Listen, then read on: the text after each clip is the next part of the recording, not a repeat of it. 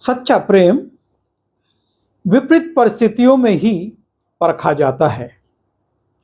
जीवन में प्रेम प्रेम कहना, हम परमेश्वर से प्रेम करते हैं, ये कहना बहुत आसान है।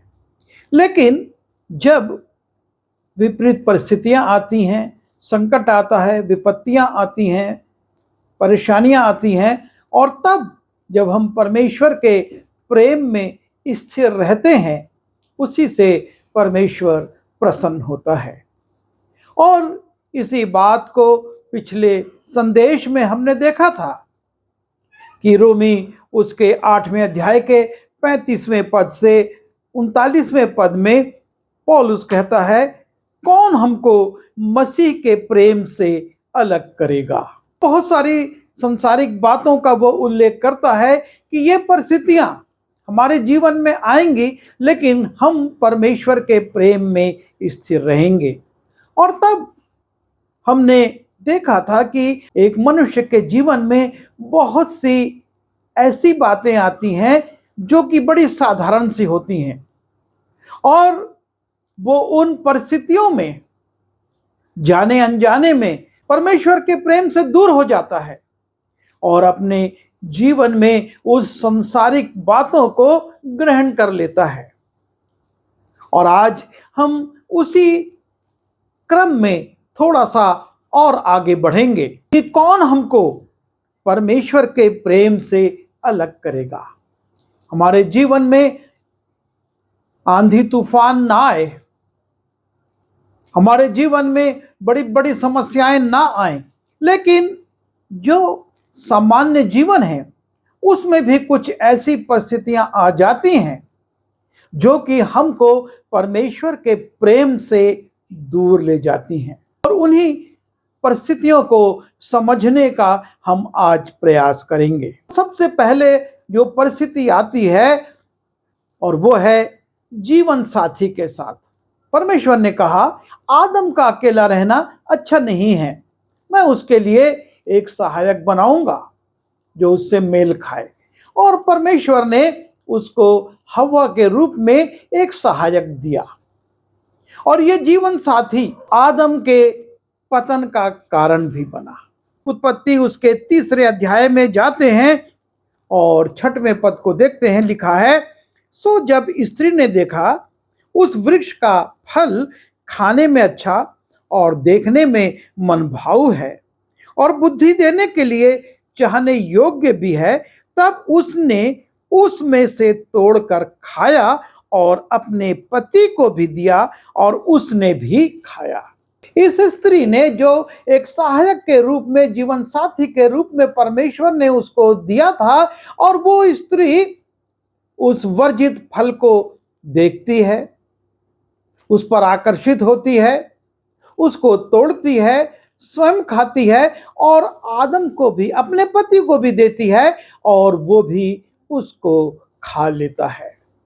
और तब जब परमेश्वर आदम से पूछता है, जिस वृक्ष का फल खाने को मैंने तुझे बरजा था, क्या तूने उसका फल खाया है? आदम ने कहा, जिस स्त्री को तूने मेरे संग रहने को दिया है, उसी ने उस वृक्ष का फल मुझे दिया और मैंने खाया।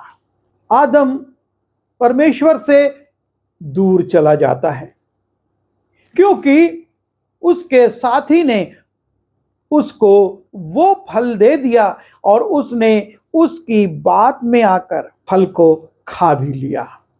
और इसको हम सामान्य भाषा में बोल सकते हैं कि जीवन साथी के रंग में ढलकर इंसान ऐसा कुछ कर बैठता है जो उसको परमेश्वर से अलग कर देता है। हमको इस बात के लिए सचेत होना है, परमेश्वर ने हमको जीवन साथी दिया है और यह जीवन साथी हमारा सहायक है, लेकिन उसके रंग में ढलकर, उसकी आदतों में ढलकर, उसके स्वभाव में ढलकर हम ऐसा कुछ ना कर जाएं जो कि हमको परमेश्वर के प्रेम से दूर ले जाए। अय्यूब की पत्नी उससे कहती है, क्या तू अब भी अपनी खराई पर बना है? परमेश्वर की निंदा कर चाहे मर जाए तो मर जा। और यहां पर भी जीवन साथी अय्यूब को भ्रमित कर रहा है। वो कहता है, तू क्यों खराई पर बना हुआ है? तेरे जीवन में इतने संकट विपत्ति आ गई, तेरे बच्चे मर गए, सब कुछ हुआ, और अब तेरे शरीर पर भी खुजली हो गई है और तू ठीकरा लेकर राख पर बैठकर खुजलाता रहता है और तब भी अपनी खराई में बना है। ये बात अलग है कि अय्यूब उसकी बात को नहीं मानता और उससे कहता है, उसने उससे कहा, तू एक मूढ़ स्त्री की सी बातें करती है। क्या हम जो परमेश्वर के हाथ से सुख लेते हैं दुख ना लें? अय्यूब बड़ी बुद्धिमानी के साथ अपनी स्त्री को उत्तर देता है कि परमेश्वर से हमने इतने सुख लिए हैं, तो यदि हमारे जीवन में दुख आता है तो हम क्यों उसकी निंदा करें?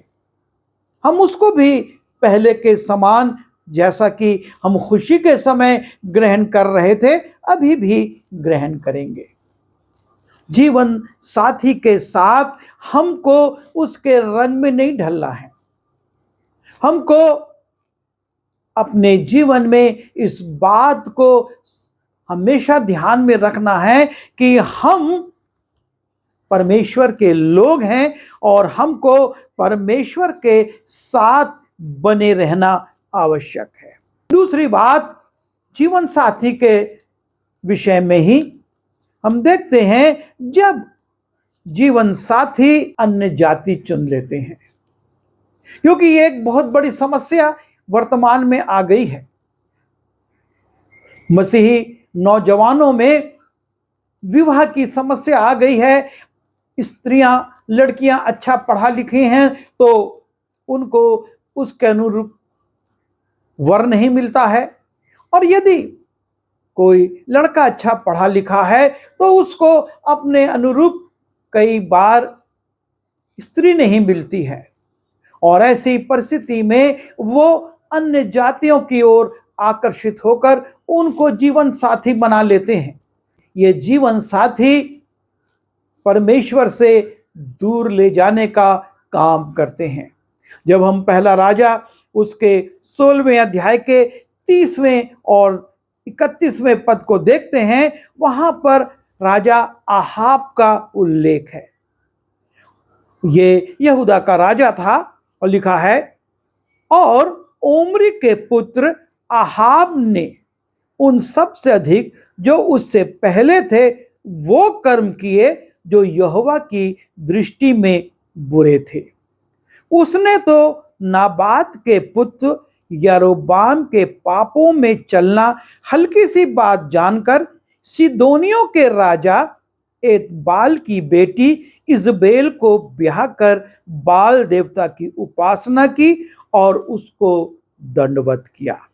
वो एक अन्य जाति राजा एतबाल की बेटी इजबेल को ब्याह लेता है। शायद ये राजा उसके स्तर का था, और इजबेल को ब्याह कर तो बाल देवता की उपासना और उसको दंडवत करता है। और आगे लिखा है, उसने बाल का एक भवन शोमरोन में बनवाकर उसमें बाल की एक वेदी बनाई। जब अन्य जाति स्त्री से ब्याह कर लेते हैं, उसका प्रभाव कितना पड़ता है कि ना सिर्फ वो बाल देवता की उपासना करता है, उसको दंडवत करता है, लेकिन उसके लिए वो भवन भी बनाता है और एक वेदी भी बनवाता है। और आहाब ने एक आशेरा भी बनाया, और इस प्रकार से अन्य जाति स्त्री से विवाह करने के कारण आहाब परमेश्वर से दूर चला जाता है, परमेश्वर से अलग हो जाता है और बाल देवता की आराधना करने लगता है, और आशेरा नाम की एक और मूर्ति बनवा लेता है बाल के लिए शोमरोन में, जो परमेश्वर का नगर था, जहां पर कि वो राजा रहते थे। वहां पर भी एक भवन बनवाकर उसमें बाल की वेदी बनवाता है। इससे भी बढ़कर हम देखते हैं, पहला राजा उसके 11वें अध्याय में एक अति बुद्धिमान राजा, अर्थात सुलेमान, और वो भी यही गलती कर जाता है।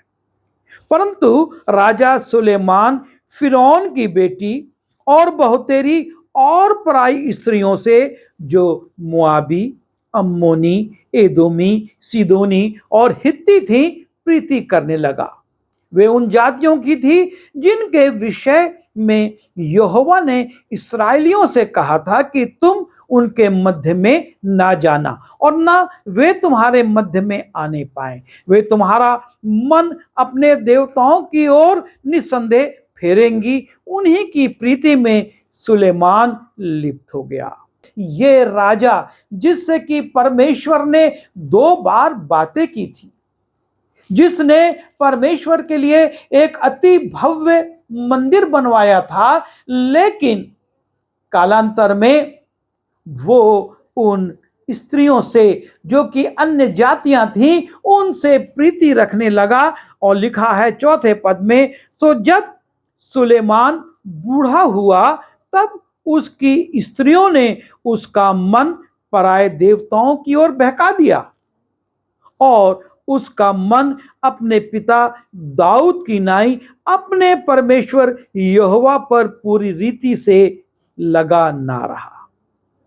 सुलेमान तो सीदोनियों की अश्तोरेत नाम देवी, अम्मोनियों के मिल्कोम नाम घृणित देवता के पीछे चला, और सुलेमान ने वो किया जो यहोवा की दृष्टि में बुरा है। तब यहोवा ने सुलेमान पर क्रोध क्योंकि उसका मन इस्राएल के परमेश्वर यहोवा से फिर गया था, जिसने 2 बार उसको दर्शन दिया था।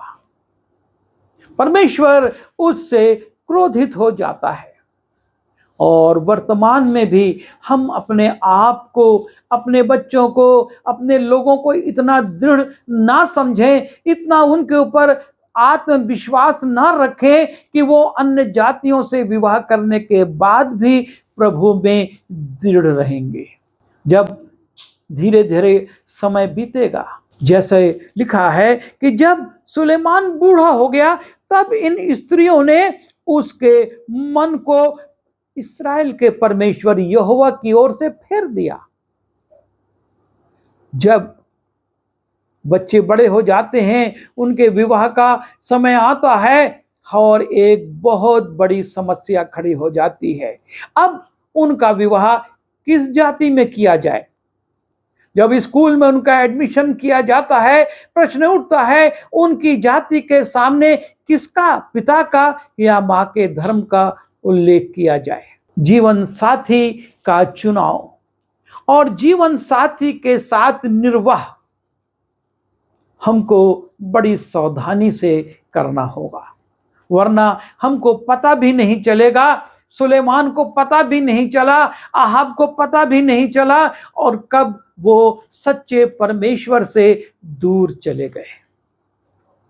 आदम को पता नहीं चला और वो हवा के रंग में ढलकर उस फल को खा बैठा और उस अदन की वाटिका से उसको निकलना पड़ गया। हम उस उत्तम भाग से अलग हो जाएंगे यदि हम अपने जीवन साथी के उस रंग ढंग में ढल गए जो कि प्रभु से हमको अलग करता है, और इसलिए बड़ी सावधानी की आवश्यकता है। मैं ऐसे नौजवान को जानता हूं जिसने कि बड़ी गंभीरता से वर्शिप में अगुवाई की। वो हमेशा वर्शिप में लीड करता था और उसके बाद उसका एक मसीही बेटी से विवाह हुआ, लेकिन वो बेटी उतना समर्पित नहीं थी। धीरे धीरे इस नौजवान की संगति भी चर्च में, वर्शिप में कम होने लगी। और एक बार जब मैं उसके घर गया और मैंने प्रार्थना करने से पहले कहा, लाओ गिटार और हम परमेश्वर की स्तुति करेंगे। उसने कहा, भाई साहब, मैंने 2 साल से गिटार को हाथ नहीं लगाया है। जो वर्शिप करवाता था, जो परमेश्वर के भवन में हर सप्ताह जाकर गिटार बजाता था, परमेश्वर की स्तुति करता था, वो कह रहा है मैंने 2 साल से गिटार को हाथ नहीं लगाया है। सुनकर बड़ा दुख हुआ, मन कचोट गया। कैसे ये परमेश्वर के प्रेम से, उसके संगति से अलग हो गया। और इसलिए पहला जो विषय मैंने दिया और वो है जीवन साथी। हमको उससे प्रेम करना है, उसका आदर करना है, उसकी संगति में बने रहना है, लेकिन आत्मिक जीवन में भी दृढ़ रहना है। यदि हम आत्मिक जीवन में दृढ़ नहीं रहे तो बड़ी हानि हम उठा सकते हैं या उठाना पड़ेगी। दूसरी बात, हमारी संतानें कई बार हमको परमेश्वर के प्रेम से अलग कर देती हैं। जब परिवार में संतान आ जाती है, माँ उसमें व्यस्त हो जाती है, उसके लालन पालन में, उसके पालन पोषण में, उसकी शिक्षा दीक्षा में, उसके सारी बातों को करने में वो इतना व्यस्त हो जाती है कि कई बार वो परमेश्वर की संगति से दूर हो जाती है। परमेश्वर को समय देने के लिए उसके पास समय नहीं रहता है। वचन पढ़ने के लिए, प्रार्थना करने के लिए वो समय नहीं निकाल पाती है। बच्चों का लालन पालन करना है, बच्चों का पालन पोषण करना है, उनकी शिक्षा दीक्षा का प्रबंध करना है, लेकिन अपने आत्मिक जीवन में भी बने रहना है। कितने परिवार हैं जिनके यहाँ एग्जामिनेशन डेज में प्रेयर मीटिंग्स नहीं होती हैं। बच्चे की पढ़ाई खराब होगी, 1 घंटे की 1.5 घंटे की मीटिंग क्या उसकी पढ़ाई को इतना हानि पहुंचाएगी, परीक्षा में असफल हो जाएगा? नहीं, परमेश्वर बुद्धि का देने वाला है और वो उस क्षति को भी पूरा कर सकता है। पर हम अपने बच्चों का इतना लिहाज करते हैं। कितने बुजुर्ग माता पिता की गतिविधियां सीमित हो जाती हैं क्योंकि उनके बच्चे बड़े हो गए और उनको पासबानों का आना, विश्वासियों का आना, उनका बैठना अच्छा नहीं लगता।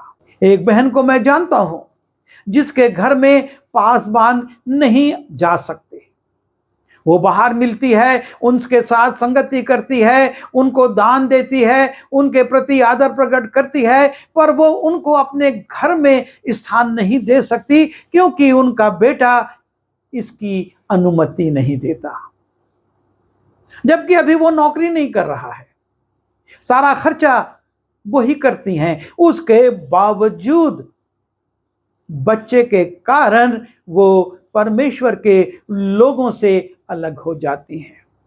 और जब हम पहला शामुएल उसके 2 अध्याय के 29वें पद को देखते हैं और वहां पर लिखा है, परमेश्वर एली नबी से कहता है, परमेश्वर अपने मंदिर के जो सबसे वरिष्ठ सेवक है, प्रधान सेवक है, महायाजक है, उससे कहता है, तू क्यों अपने पुत्रों का आदर मेरे आदर से अधिक करता है?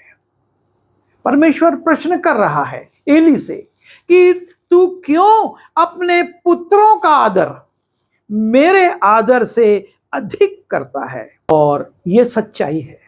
यह सिर्फ एली के विषय में नहीं, लेकिन आज वर्तमान में, जैसे मैंने कहा, बहुत से बुजुर्ग हैं, बहुत से माता पिता हैं जो कि अपने बच्चों का आदर परमेश्वर से ज्यादा करने लगे हैं। और इसके लिए हमको सावधान होना होगा, हमको इसके लिए सचेत होना होगा। कहीं ऐसा ना हो कि हमारी दशा भी एली के समान हो जाए, जो कि गिर के मर गया, उसकी गर्दन की हड्डी टूट गई। परमेश्वर ने उसके लिए शमूएल से भविष्यवाणी करवा दी थी कि मैं एली को हटा दूंगा, उसके लड़कों को हटा दूंगा, क्योंकि वो मुझसे बढ़कर अपने लड़कों का, अपने बच्चों का आदर करता है। बच्चे प्रभु की आशीष हैं हमको उनसे प्रेम करना है, उनकी चिंता करना है, उनके लिए व्यवस्था करना है। लेकिन परमेश्वर को भी वही स्थान देना है जो उसका है। कई बार हमारे सांसारिक रिश्तेदार हमको परमेश्वर के प्रेम से अलग कर देते हैं। जब हम मत्ती रचित सुसमाचार उसके 10वें अध्याय के 37वें पद को देखते हैं, यीशु मसीह कहते हैं, जो माता या पिता को मुझसे अधिक प्रिय जानता है वो मेरे योग्य नहीं, और जो बेटा या बेटी को मुझसे अधिक प्रिय जानता है वो मेरे योग्य नहीं। माता पिता का एक महत्वपूर्ण स्थान है और परमेश्वर ने उसकी सेवा के साथ बड़ी आशीष रखी है कि जो देश तेरा परमेश्वर तुझको देता है उसमें तू बहुत दिन रहने पाए। उसके बावजूद यीशु मसीह एक चेतावनी देते हैं, जो माता या पिता को मुझसे अधिक प्रिय जानता है वो मेरे योग्य नहीं। हमको माता पिता का आदर करना है, अपने बेटा बेटी से प्रेम करना है, लेकिन हमको इस बात के लिए सचेत रहना है कि ये प्रेम प्रभु यीशु मसीह से ऊपर ना जाए। रचित सुसमाचार उसके 14वें अध्याय के 26वें पद में यीशु मसीह इसी बात को फिर दोहराते हैं और कुछ और रिश्तों को इसमें जोड़ देते हैं।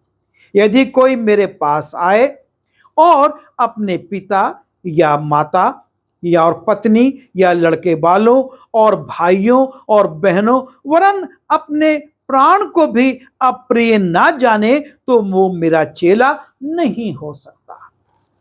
यहां पर परिवार के और भी सदस्यों को यीशु मसीह जोड़ देते हैं, ना सिर्फ माता पिता बेटा बेटी, लेकिन पत्नी लड़के बाले भाई बहन ये सब हैं जिनको हमको प्रिय जानना है, जिनके प्रति हमको चिंता करना है, जिनके लिए हमको प्रबंध करना है, जिनके लिए परमेश्वर ने हमको रखा है। लेकिन परमेश्वर से बढ़कर, प्रभु यीशु मसीह से बढ़कर यदि हम इनसे प्रेम करते हैं तो हम परमेश्वर के प्रेम से अलग हो जाते हैं, क्योंकि ये आगे हो जाते हैं।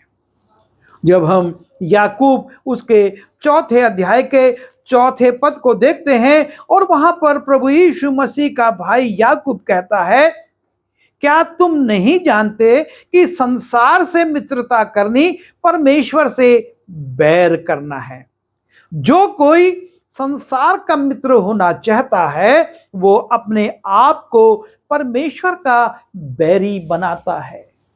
जब हम संसार से मित्रता करने लगते, संसार के लोगों को महत्व देने लगते, संसार के मित्रों और संसार के रिश्तेदारों को महत्व देने लगते हैं, परमेश्वर कहता है कि हम उसके बैरी हो जाते हैं, अर्थात उसके प्रेम से अलग हो जाते हैं। हमको इस बात पर विचार करना है कि हम संसार से इतनी मित्रता ना कर लें, संसार के लोगों से इतनी गहरी मित्रता ना कर ले कि हम परमेश्वर से दूर चले जाएं। परमेश्वर ने हमको इस संसार में रखा है, उसने हमको पड़ोसी दिए हैं, मित्र दिए हैं, सहकर्मी दिए हैं, सहायक दिए हैं, और वो चाहता है कि हम उनसे मिले रहें। लेकिन इस मिलने का मतलब ये नहीं कि हम परमेश्वर के महत्व को कम कर दें। उसका जो महत्व है, जो उसका स्थान है, वो सर्वोपरि है। कितनी बार संसारिक मित्रों के साथ हम जाते हैं और जब भोजन पर बैठते हम प्रार्थना करने में शर्माते हैं, हमको शर्म महसूस होती है और हम उनके समान खाने लगते हैं, परमेश्वर को छोड़ देते हैं, और वो भोजन जिसके लिए हमने प्रार्थना नहीं की, उस अशुद्ध भोजन को लेकर अपने आप को अशुद्ध कर लेते हैं। परमेश्वर कहता है, उस पवित्रता के खोजी हो जिसके बिना तुम परमेश्वर के राज्य को देख भी नहीं सकते। हमारी पवित्रता उन भोज्य वस्तुओं से नष्ट होने लगती है क्योंकि हमने उनको पवित्र नहीं किया है, हमने परमेश्वर से प्रार्थना करके उन पर आशीष नहीं मांगी है, क्योंकि हमारे सांसारिक मित्र ऐसा नहीं करते और हम उनसे अलग नहीं हो सकते। हमको संसार से मित्रता करके परमेश्वर से अलग नहीं होना है। और पांचवी बात, हमारी बहुत सी धारणाएं, हमारे संस्कार हमको परमेश्वर से अलग कर देते हैं, परमेश्वर के प्रेम से अलग करते हैं। जब हम यूहन्ना रचित सुसमाचार उसके 6वें अध्याय में जाते हैं और उसके 52वें पद से देखते हैं, वहां पर यीशु मसीह कहते हैं कि यीशु ने उनसे कहा, मैं तुमसे सच कहता हूं, जब तक मनुष्य के पुत्र का मांस ना खाओ और उसका लहू ना पियो, तुम में जीवन नहीं। और जब यीशु मसीह ये बात को कहते हैं तो वो यहूदी संस्कारी लोग जिनने ये सोचा कि कैसे मनुष्य का मांस और रक्त पिया जा सकता है, अपने संस्कारों को, अपनी धारणाओं को लेकर यीशु मसीह से अलग हो जाते हैं। और लिखा है, इसलिए उसके चेलों में से बहुतोरों ने ये सुनकर कि ये बात नागवार है, इसे कौन सुन सकता है। और 66वें पद में लिखा है, इस पर उसके चेलों में से बहुतेरे उल्टे फिर गए और उसके साथ ना चले। उन्होंने अपने संस्कारों के कारण, अपनी धारणाओं के कारण कि यीशु मसीह कैसे कह रहे हैं कि मेरा रक्त पियोगे और मांस खाओगे, ये तुमको खाना है, वो यीशु मसीह से अलग हो गए, उसके साथ फिर नहीं चले। जिनको यीशु मसीह ने सामर्थ दी थी, जिन्होंने बड़े बड़े आश्चर्य कर्म किए थे, सुसमाचार प्रचार किया था, लेकिन अपनी संसारिक धारणाओं, अपने पुराने संस्कारों के कारण प्रभु यीशु मसीह से अलग हो गए, संसार में चले गए। और ये बातें हमको बड़ी हल्की जान पड़ती हैं, बड़ी साधारण जान पड़ती हैं, लेकिन ये छोटी छोटी बातें, ये बड़ी साधारण सी बातें हमारे जीवन को परमेश्वर के प्रेम से अलग करती हैं। और इसलिए इनको पहचानना, इन पर चिंतन करना और इनसे अलग रहना बहुत आवश्यक है, बहुत जरूरी है। हम अपने जीवन साथी के साथ आनंद पूर्वक रहें, लेकिन उसके रंग में ढलकर परमेश्वर की आज्ञाओं का उल्लंघन ना करें। हम उनके धर्म में, उनके पूज्य स्थलों में जाकर दोहरा जीवन ना जिए, और हम अपनी संतानों का आदर अपने परमेश्वर से बढ़कर ना करें, अपने संसारिक रिश्तों से उतनी प्रीति ना दिखाएं जो कि हमको परमेश्वर से अलग करे, और हमारे संसारिक मित्र हम पर इतने प्रभावी ना हो जाएं कि हम सच्चे परमेश्वर की संगति को छोड़ दें, उसकी आराधनाओं में ना जाएं, अपने संसारिक मित्रों के साथ आनंद में, उनके कार्यक्रमों में, उनकी रीति विधियों में चले जाएं। हमारी धारणाएं, हमारे संस्कार हमको परमेश्वर की संगति से अलग ना करें। हमको इन बातों पर सोचना होगा, इनको छोड़ना होगा और परमेश्वर के प्रेम में हमको बने रहना होगा। जैसा पौलुस कहता है, कौन मसीह के प्रेम से अलग करेगा। ये छोटी बातें हमको मसीह के प्रेम से अलग कर सकती हैं। हम विचार करें और इनको यदि हमारे जीवन में आ रही हैं तो छोड़ें। प्रार्थना करें। प्रभु जी, हम आपके चरणों पर आते हैं, आप हमको जीवन साथी देते हैं, आप हमको संतानें देते हैं, आप हमको संसारिक रिश्तेदार देते हैं, संसारिक मित्र देते हैं, और बहुत सी रीति विधियां जो इस संसार में मानी जाती हैं, हम उनके बीच में रहते हैं। पर हमारा निवेदन है कि हम इनसे इतना प्रेम ना करें कि आपके प्रेम से अलग हो जाएं। हम इन बातों को संतुलित रखें, इनके प्रति सचेत रहें और उतना ही प्रेम करें कि आपके प्रेम में हम बने रह सकें। विनती यीशु के नाम से मांगता हूँ, आमीन।